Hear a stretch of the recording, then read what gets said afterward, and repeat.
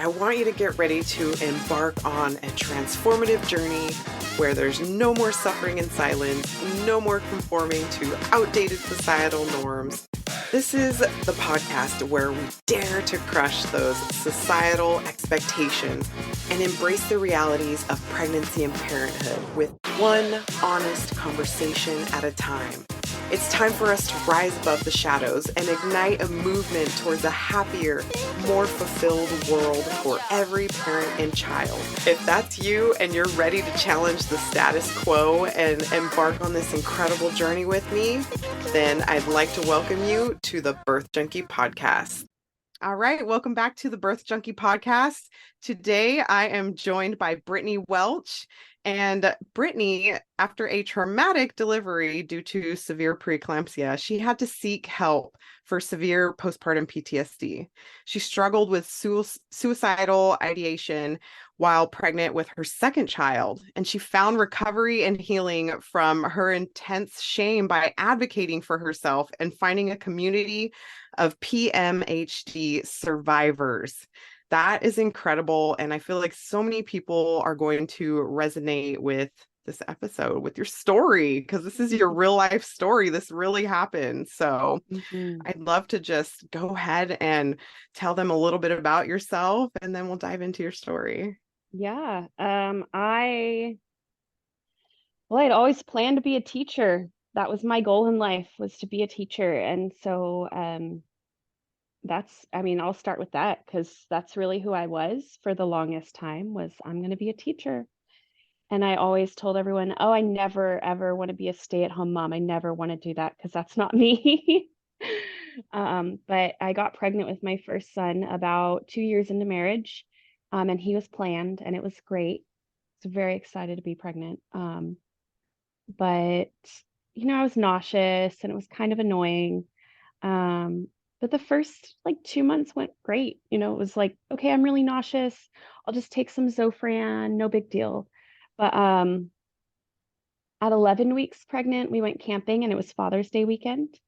And it was also our anniversary weekend. And we were going to go camping and then drive down the eastern side of the Sierras to go to Disneyland for a few days to celebrate our anniversary. We're really excited. And we were going to announce that we were pregnant while we were at Disneyland. We were going to get the Incredibles t-shirts that they were selling at the time that was Incredible Dad. And there was a mom one too. And I was like, yeah, we're going to get the t-shirts and we're going to wear them and we're going to take pictures and we're going to announce it that way. But we were camping and I started bleeding really bad. And of course, bleeding, pregnancy, your brain goes I'm having a miscarriage. And here it was Father's Day weekend. And I have never felt such intense grief in my life. That was huge, huge grief. And all I could think was what did I do wrong? We went on a short hike. I went fishing. We're way up in the mountains at 7,000 feet out in altitude. Did the altitude do something? What am I doing wrong? And my husband went and found a payphone, called the doctor, and they kind of said, well, if she stops bleeding, there's not much you can do. So I stopped bleeding and we drove down to Disneyland, and I was like, we're going to the happiest place on earth. We're going to make the best of it. It was fun. There's a little asterisk there. It was fun. Plus it was really hard because we thought we lost the baby. We didn't lose the baby, but that was really traumatic start to pregnancy. Yeah, when we came back that next week, we went to go get an ultrasound just to check and see what was going on. And there was baby. He was 4 centimeters at the time, but I also had a blood clot that was 4 centimeters across. So they think what happened is my placenta detached just barely and it bled. And crazy story, my uterus is shaped like a heart. It's called a bicornuate uterus. And so they think the placenta implanted at the top of one of the horns, and as it stretched, it slightly detached because of where it was placed. So right from then, I was placed on high risk, getting ultrasounds every other week checking on the size of the baby, checking on the size of the blood clot, to make sure it didn't grow. And I, like, because of my guilt, thinking like I had done something wrong, and I didn't have this research, I didn't have this knowledge that like all the details at the time, um, or at least not the understanding of what had actually happened at the time. I started internalizing like I did something wrong. I did this, that I caused it, and it's my fault that, baby is now growth restricted. And he was growth restricted. The clot grew a little bit more, and it did kind of push him. Um, and with the bicornuate uterus, it was kind of pushing him a little bit too. So that started my journey with the grief and the shame, that intense shame that I felt. And I remember posting on Facebook one day, like, I'm really struggling. I can't even get off the couch to make it to church. And I'm not really sure what to do. And my husband was already at church, and someone commented who knew I was pregnant. I hadn't announced yet. And she was like, I think you're depressed. Like, I think you have depression. And I was like, no, no, no, no, no, no, no, because you can't be depressed while pregnant. You have to be happy when you're pregnant. You can't be depressed. That's silly. You're supposed to be glowing and happy and excited because you're having a baby, like a freaking baby. We Mhm. planned this. Um, and so I kind of pushed it under the rug. um, until I was about 6 months pregnant. And then as a teacher, I taught in a special ed class, and I had some behaviorally challenged students, who were struggling with their own traumas at the time, um, and becoming more violent in the classroom. And while I knew, because I'd known these students for a few years, I was like, if I could just jump in there, I know what to do, and I know I could help them. And so there's a bit of codependency popping up there. I can fix it. But I was not allowed to by the other staff members because they were afraid of me getting hurt with the baby.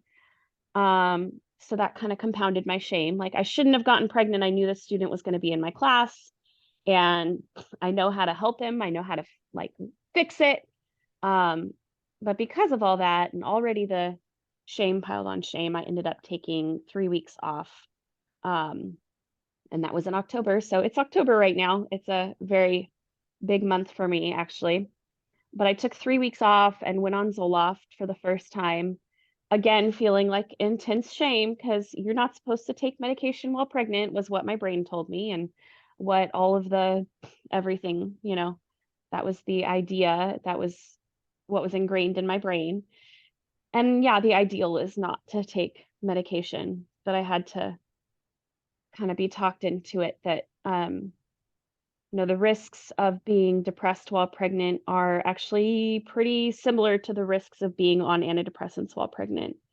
So my psychiatrist really was like, it's better for you to be a functioning human, and your baby's still going to have the same risks. It's going to be low birth weight. It's still going to be some maybe some struggles when they come out. Like, it's the same between depression and antidepressants. And I was like, okay, I'll do it. Fine. Um, I did not have a good experience with Zoloft at the beginning, I'll say that. But I was taking it in the morning, and it was making me feel like really wonky. But I went back to work and was like, okay, I can push through. I can make it through Christmas, and baby's due in January. I can make it to winter break. No big deal. But yeah, 2 weeks before winter break came, I got really sick again, and I was 35 weeks pregnant. Like, headaches and like severe stomach pain. I've never, like, the only other time I've experienced this stomach pain is when I had appendicitis. But it was severe stomach pain, and I thought, oh, I'm just going crazy. I'm just going to sleep it off. But I ended up going to my OB for a regular appointment. And I always had my appointments at like 6:30 in the morning so I could go and get breakfast and go to work right after, because I was like, I can't take any more time off work. I got to save it. And I looked awful because I didn't feel well, and I was pregnant, and I hadn't done my makeup, and it was all in the car, and I was going to go to Starbucks and get my breakfast. And the nurse took my blood pressure 4 times on different machines, and she didn't tell me what it was. She just kept taking it and taking it, and I was like, "I don't know what's going on." And my doctor came in, she's all happy-go-lucky, like, "Oh, you have really high blood pressure, but you're okay. We're gonna send you to L&D, and we're gonna monitor you." And my brain was like, "Okay, like, what does that mean?" So I'll say that, like, I'm really glad they sent me to L&D right then and there. I kinda wish my doctor would have been a little bit more serious with me and explained what was going on, like, "Here's our concern, here's why we're sending you in, here's what's gonna happen next," and, step by step, because I didn't get that with her. I actually got to L&D, and a friend of mine was my nurse, and she was the one who was like, "You're not leaving, Brittany. Your blood pressure is 170 over 110. You are not leaving this hospital without a baby, Brittany." And I still was like, "No, the doctor said I could go home." She's like, "You're not going home." And had to talk me through it so many times, and I just could not process it. So, yeah, I was monitored for 3 days. My blood pressure hit 180 over 120 at one point, and I was starting to see stars. And I was sleeping all day and awake all night because that's what you do in a hospital. Um, and they were, giving me labetalol, trying to get me as far as they could. They put steroids, they give me the steroid shots, which hurt in your bum, and then you're laying in bed, and I wasn't allowed to get up because my blood pressure was super sky high. And so here I am laying on my bruised bum. It was great fun. And that's sarcasm. But yeah, when my blood pressure got that high, they were like, "Okay, we're gonna induce because now this isn't safe anymore. We can't keep it down with labetalol. It's like this is unsafe." And they also test the protein in your urine, which I can't remember like the typical number, but I know that the typical number is like below 20. And my number was in the thousands. The protein in my urine was in the thousands. So they were like, "Yeah, your kidneys and your liver are not functioning." Um, so they induced me, and they put me on magnesium sulfate. And that experience was absolutely awful. It's like flu in a bag is what we call it, mag sulfate.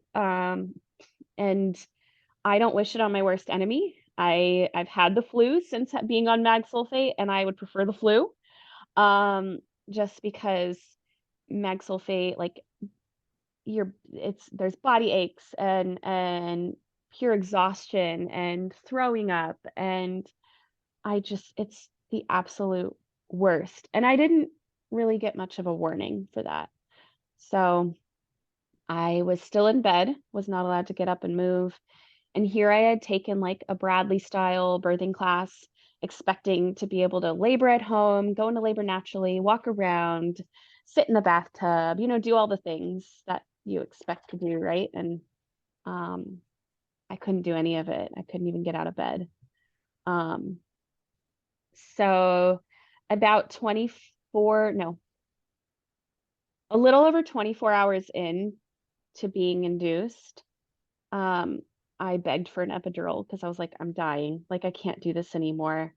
Um, so I got one, and it took the edge off a bit, but even that has its risks and has its own traumas, and um, ended up that I did not give birth for 48 hours. So I was in labor, induced in bed, um, for 48 hours. And just a month and a half ago, I actually attended my sister's birth, and she had an epidural, and they were moving her, and she could go on her stomach and on her hands and knees. She could go on her side. Um, they were encouraging her to, let's put your knees together. Now let's go apart. Now let's try again. And I didn't get any of that help when I was pushing in my labor. I was on my back for the entire time I pushed. And I don't know if there was some other, like, I don't know what they were thinking or if they were thinking anything.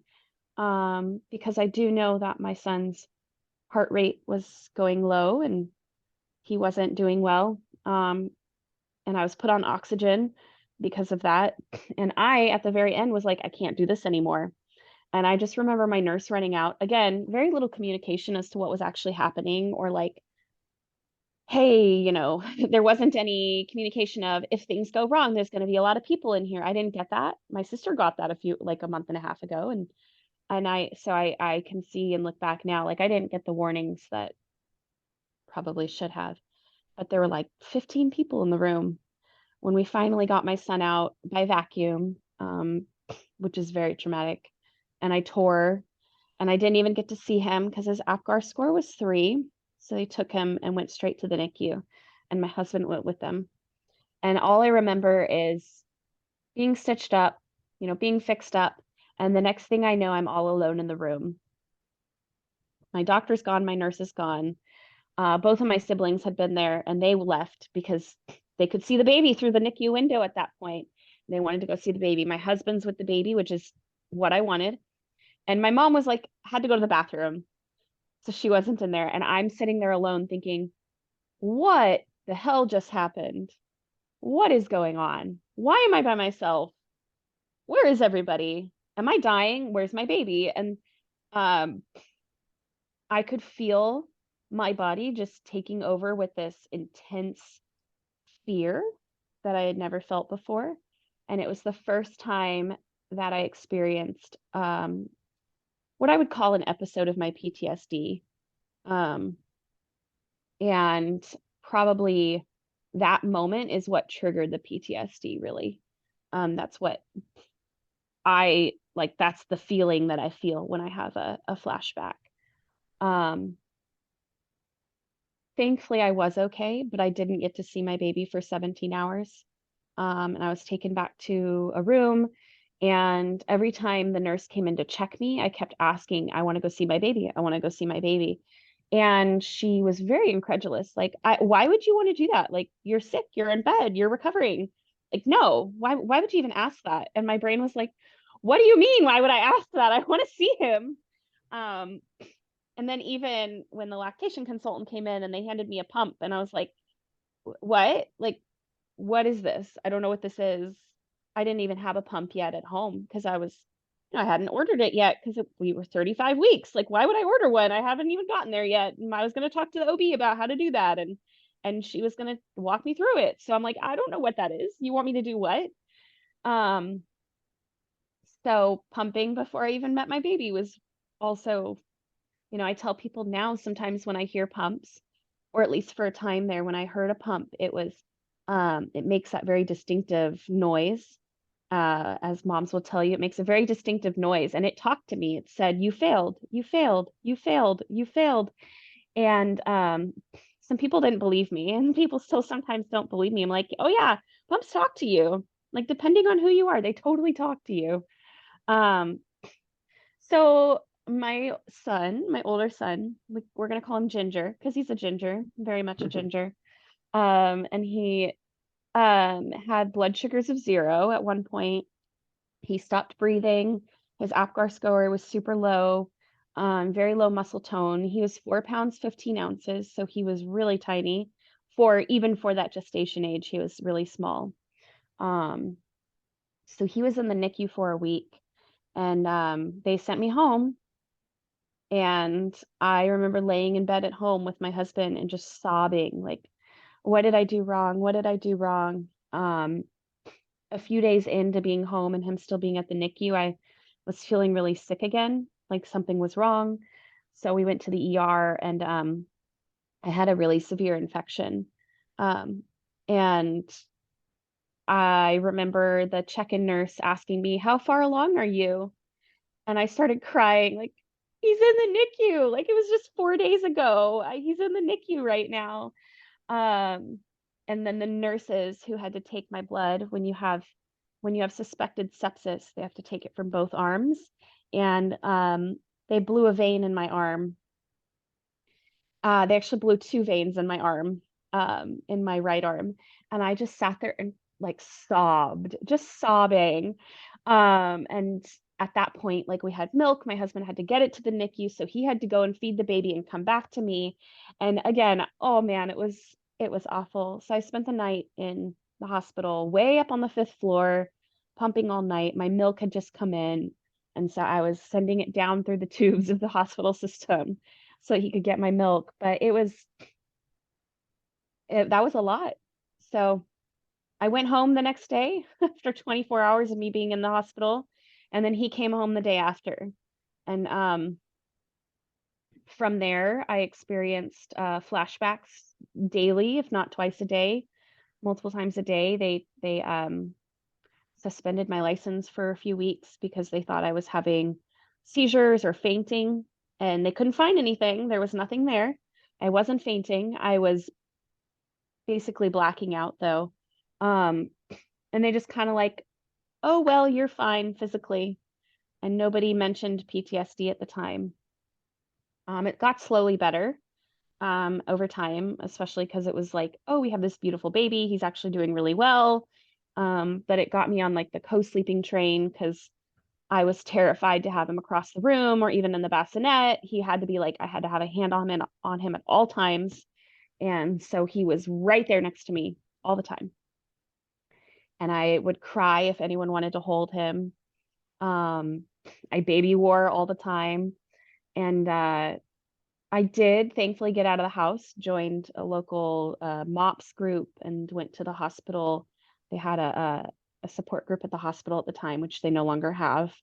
So I was getting out, I was doing things, and I went back to work um, that next school year.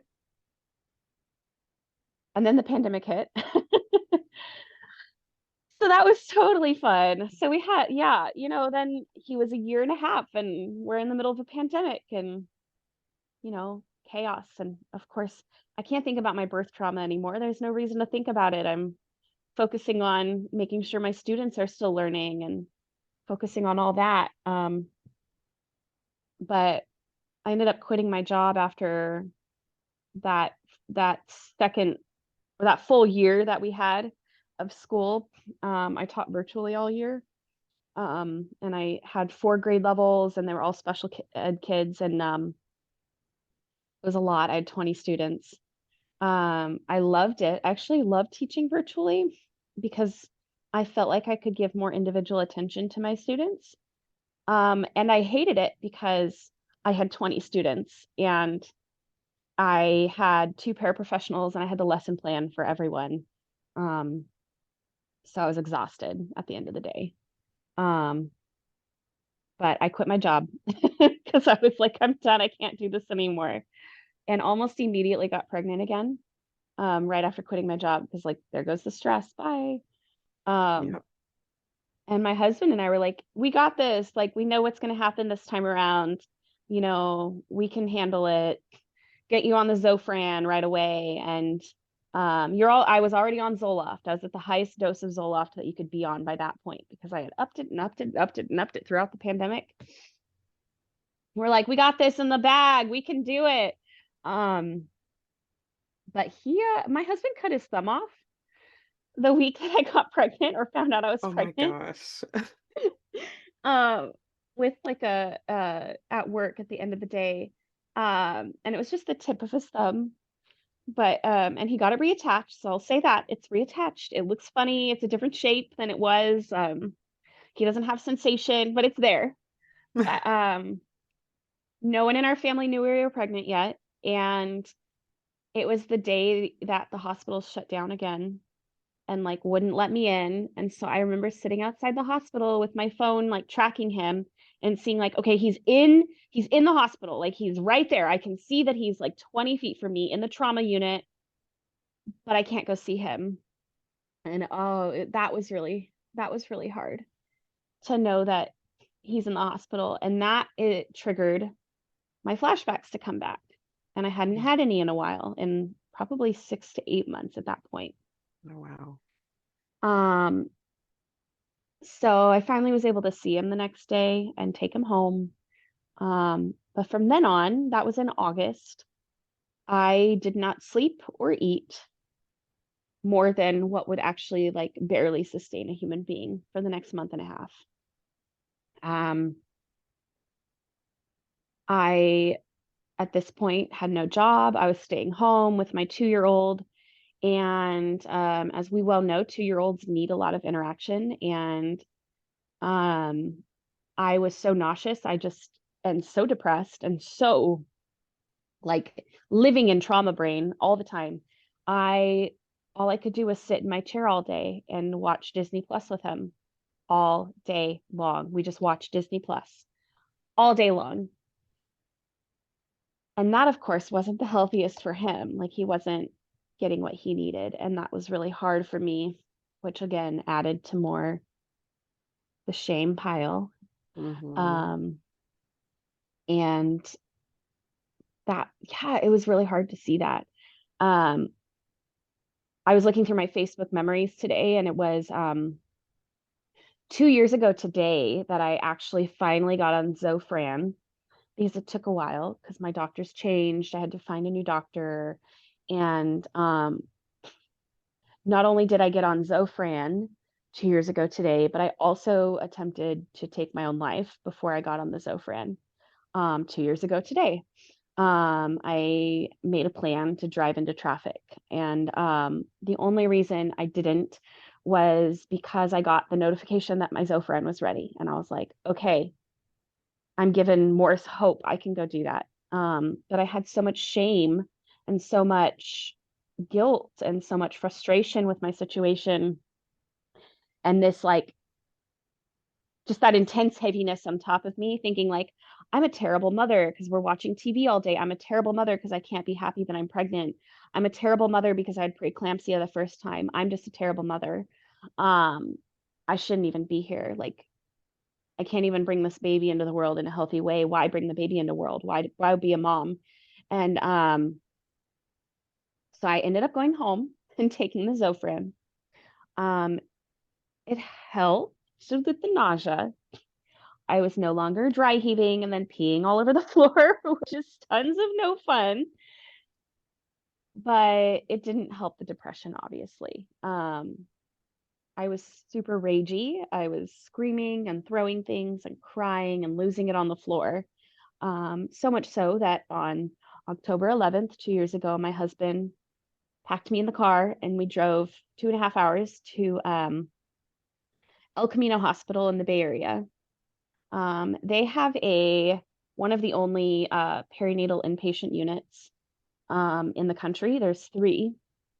So there's one at El Camino in the Bay Area. There's one in New York, and there's one in North Carolina. So now we all know where they're at if anyone needs it. And it's a specialized unit where the nurses are trained in perinatal mood disorders, and the OBs have access to the unit. So you can check in with an OB at any time. So my husband drove me there, and I was there for a week. And I'm so glad I did that. I'm so glad we drove that far just to go there. I was terrified of being hospitalized in just a general hospital, a general psych ward. I was terrified. I was like, I can't do that. But we found the hospital through searching Postpartum Support International's website and connecting with someone else who knew about it. And I worked with an amazing psychiatrist. Her name's Dr. Dami. She's one of the top psychiatrists in the maternal health field. She did like work for the state and for the country doing research. So she's just a really amazing doctor. And I actually had my birthday while I was there.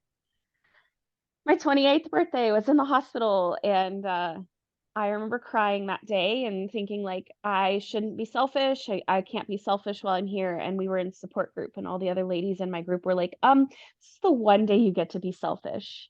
You get to be selfish. I think I had 5 slices of chocolate cake brought in by all my nurses and doctor and social worker. And I slept all day, like for the first time, in a month and a half. I was sleeping and I was eating. Like this was major. I had lost 25 pounds in that month and a half, which is huge weight loss. for a month and a half, like huge. So to the fact that I slept all day and ate 5 slices of chocolate cake was a win. And I was on some heavier psych meds at that time because of how severe things had gotten. But after that, I was discharged to their outpatient program, which is called Maternal Outreach Mood Services, or the MOMS program. And I was there for 12 weeks in their outpatient program, intensive outpatient or partial hospitalization program. You might hear both. And there are 21 of those in the country. So we, again, are just lucky that it was right there. But because it was 2.5 hours away, I did have to stay with family friends, which was difficult to be away from my 2-year-old and my husband for that long, and only see them on the weekends. Sometimes I didn't go home every weekend because it was so hard. But that was the best thing I ever could, like, I've ever done for myself, was to do that program. I was so scared to go into it beforehand because it's like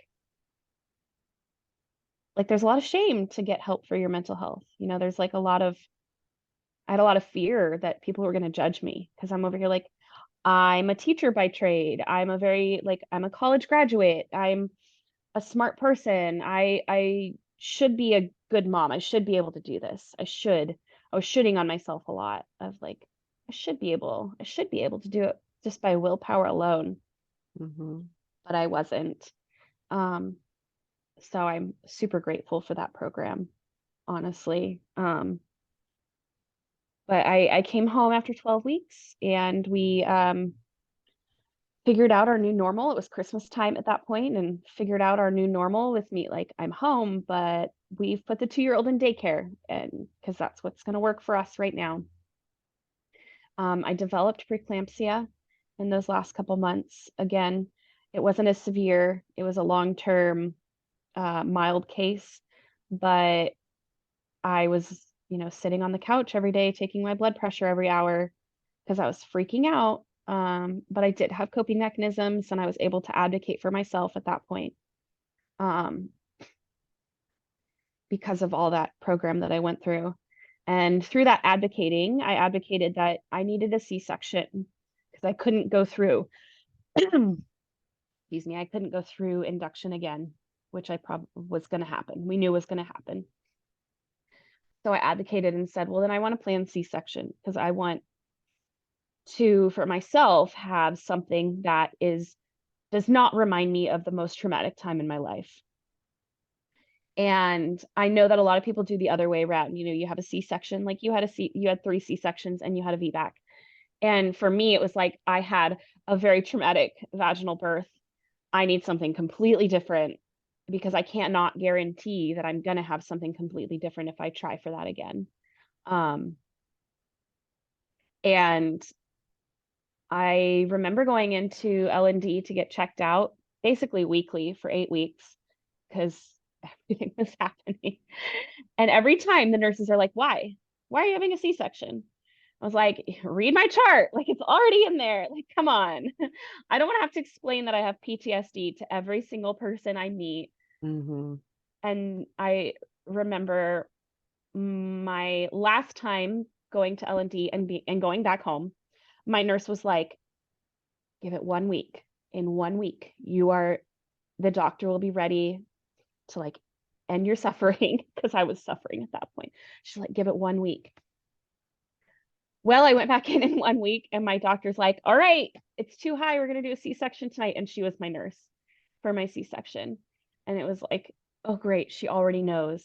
I don't know about you, but since I didn't get that first hour with my first son, when I got my first hour with my second son, oh my gosh, it was so beautiful. I have never felt so calm in my life to have my newborn baby on my chest. Nobody's talking to me for an hour, just my husband. Like, nobody's there. And that was super healing. I don't know, it was beautiful. And I got my tubes tied during my C-section. So also to have that, like, okay, I never have to go through this again, and have my baby, and he's healthy and he's breathing and he's 6 pounds, 8 ounces. And like, I'm still only 36 weeks, 35, 36 weeks, somewhere in between there, about the same as my first son. But we have this beautiful, healthy baby, and he's just so cute. And I get him just to myself, and nobody gets to take him from me. Oh, beautiful. So healing. That that is amazing. Oh my gosh, Brittany, Yeah. I'm just like in awe of you. Oh, You thanks. went through so many different situations, and I think it's important to talk about this, even though, it might even still feel hard to talk about it, to say it out Hmm. loud. But I think it's important for people to realize that there's not just one way to give birth. Oh And no, it yeah. is okay if you elect for a C-section because that feels better for you. Hmm. Like, of course, there's, the mainstream, like, have a VBAC, have a VBAC. But if, that's what you hear. But if you go the opposite way, that's okay. Like, it Yeah. doesn't matter. If you're at peace with that decision, that is your decision to make. Nobody else is Hmm. going to live with having that surgery or not. You are. So I Hmm. think that's incredible that you advocated for yourself and made sure that you had the birth that you needed. And it was obviously what you needed Oh in yeah. order to help heal that, because it's like an open wound, I feel like. Hmm. And it's not going to heal unless you do certain things, and that looks so different for everybody. And I'm so happy for you that that has helped you, because Hmm. that is amazing. Like, above all else, of course, it's important to have a healthy baby, but if you're not healthy mentally, Hmm. how are you going to be able to take care of that healthy baby that you have? Right. Oh yeah. And that's kind of where what I've been encouraged, like that's my big thing. Like if you can't be healthy, if you can't be mentally stable and healthy, if you don't have that support, you can't be a good mom. And there was a time where I didn't have that mental support. I didn't have that. I wasn't able to be a good mom. It didn't make me a bad mom. I'll say that.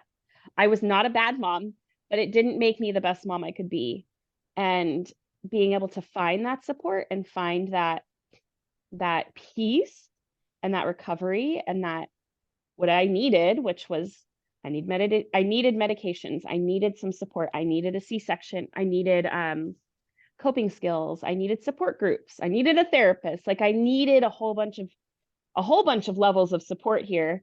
Um, and I didn't necessarily find it probably as soon as I could have or should have.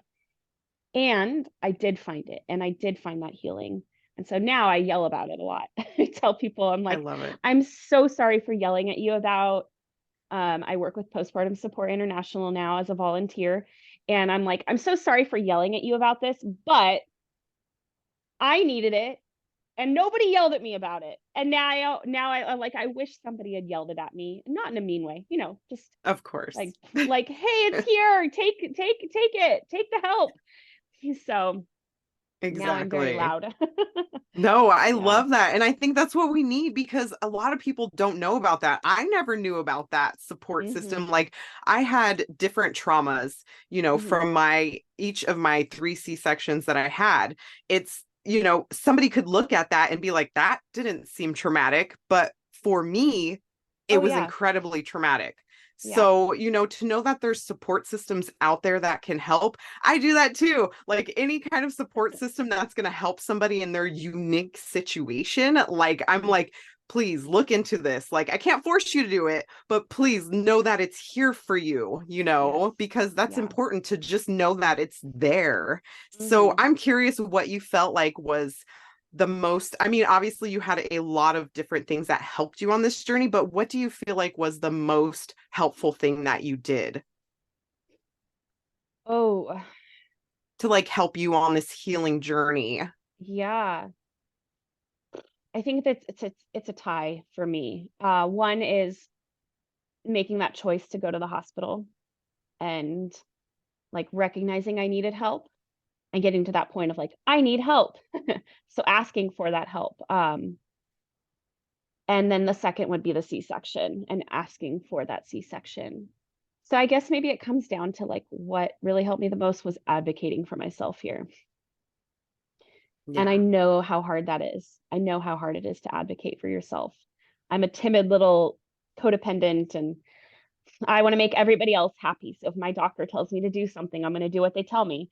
But no, I had to advocate and say, like, nope, that's not going to work for me. I got to go and get more help, and I got to go and do a C-section. And so Yes. I'm pretty proud of myself for doing that and advocating for myself. Yeah, you should be, because that's amazing. It's really hard to try to advocate for yourself because, the way we're kind of brought up is like we all have this kind of like people pleasing mentality, or, Oh yeah. if there's like a person who's like in a higher quote unquote status than us, we're supposed to look up to them and take their advice and run with it. But Hmm. we know ourselves better than anybody else does. Hmm. So to be Hmm. able to just put your foot down and be like, no, this is what is best for me, I think is incredible. I encourage Hmm. everybody to do that because it also feels so good to know that Yes. it was done on your terms. Hmm. So that is empowering beyond belief. Hmm. I Hmm. love that so much. So, Yeah. okay, I know that you said that you work with PSI. So, what role do you do in your volunteer? I could tell it's a lot, but My husband is always asking, so what part of PSI is this for? What are you doing now? Because I have multiple roles. So I started volunteering with Climb Out of the Darkness when I was still pregnant with my second, because I was attending support groups every day, and I remember getting really passionate in one of my support groups and saying, like, I just want everyone to have the support I had. And like, I don't know why that's so hard. And I just want to like advocate. And the support group leader was like, I think you should get involved with Climb Out of the Darkness. And I was like, what is that? So Climb Out of the Darkness is a fundraiser and awareness event that volunteers through Postpartum Support International put on all over the world. There's actually one in Japan this weekend. I'm like, that's so cool. There's one in Japan. I want to go to that one. But we have two climb months, one in June and one in October. So here we are, it's October. Um, and they're local events, so they're all different. They all look a little bit different, but officially they are walks, and they are connection events.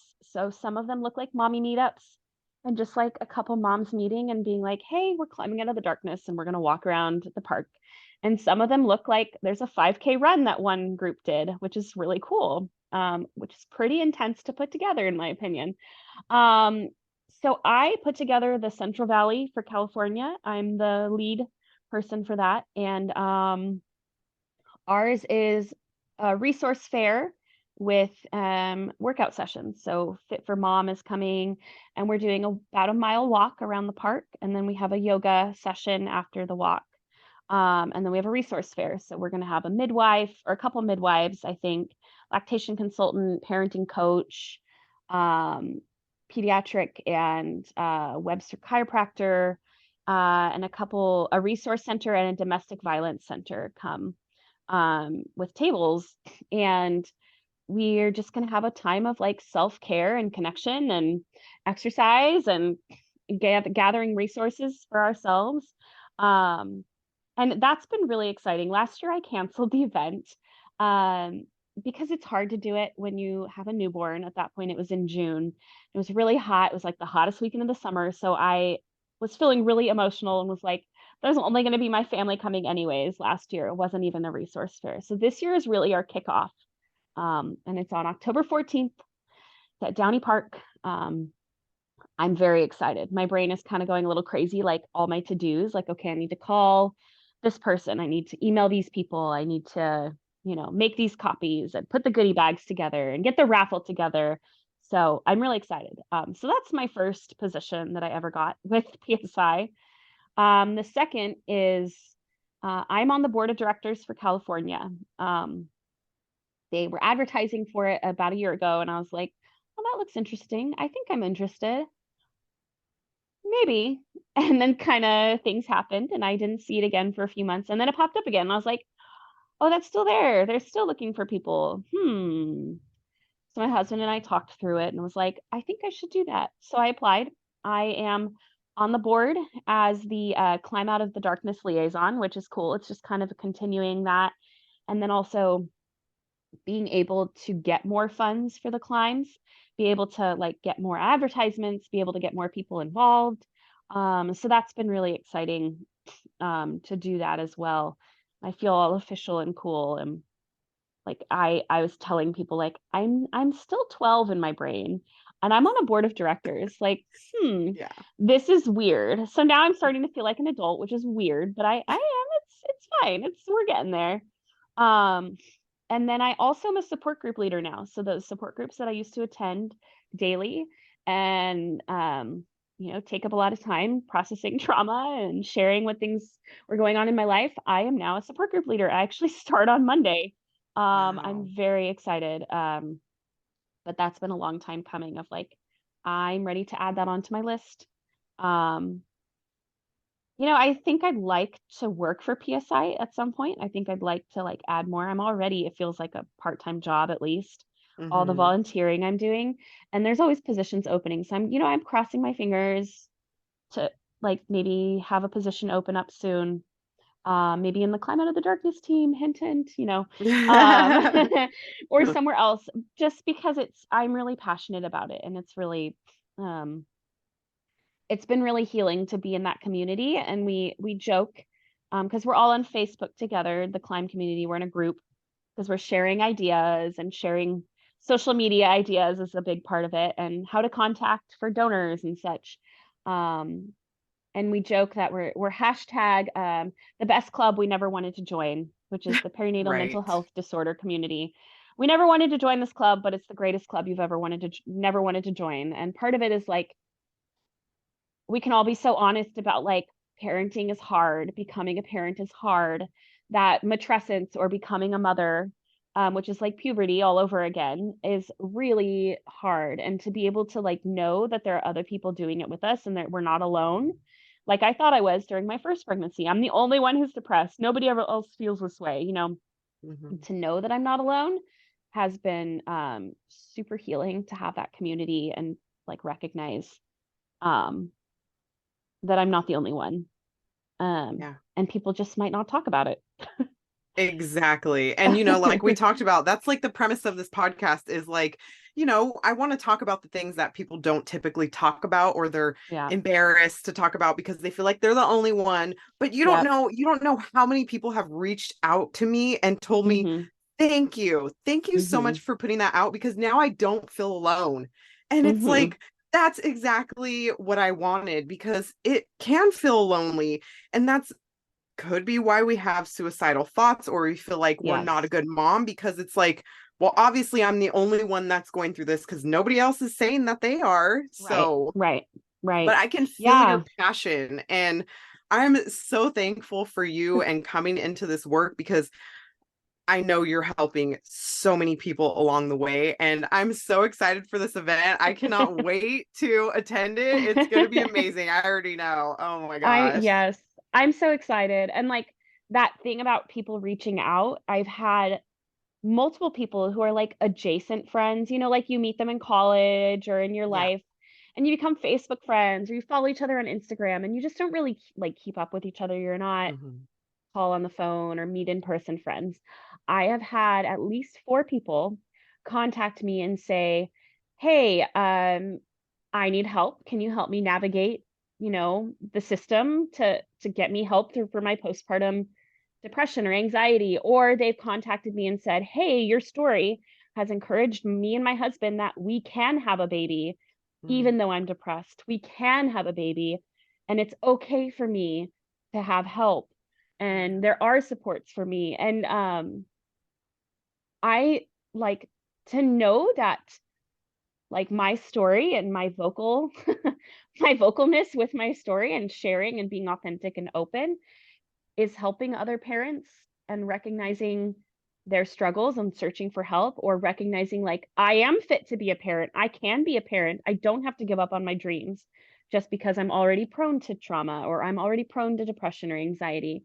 Hmm. Um, that they still have that chance. They still have that ability, and like it's not the end of your hopes and dreams of Hmm. becoming a parent or being a good parent. And so I keep those moments and I like put them in my back pocket and like, okay, I'm really, really glad that I can help some people. even Yeah. if even if we're not best friends, I Yes, can still do that. definitely. Yeah. You are. Oh my gosh. Like huge. Like this is huge. Yeah. Oh So yeah. I'm so thankful for you. And thank you so much for coming and being so Yeah. like honest. And, it's not easy sometimes to talk about these hard things that we've been through, but Right. important to get it out there. So I appreciate you being so candid about everything. Yeah. Thank you for having me.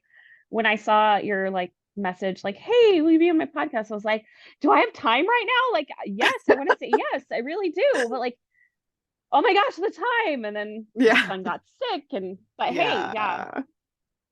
Yeah, We did I'll it. throw that I'll throw that sentence out there. The DMV was speedy today. I don't know what that was about, but hey, that was Yeah. living Those in an two alternate. words literally never go in the same sentence. So There was no one there this morning. I'll say that. There was no one there. If you need the DMV, go right now.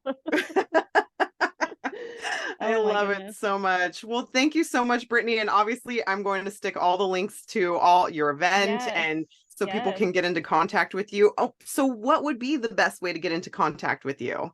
Yeah. So I can share a few.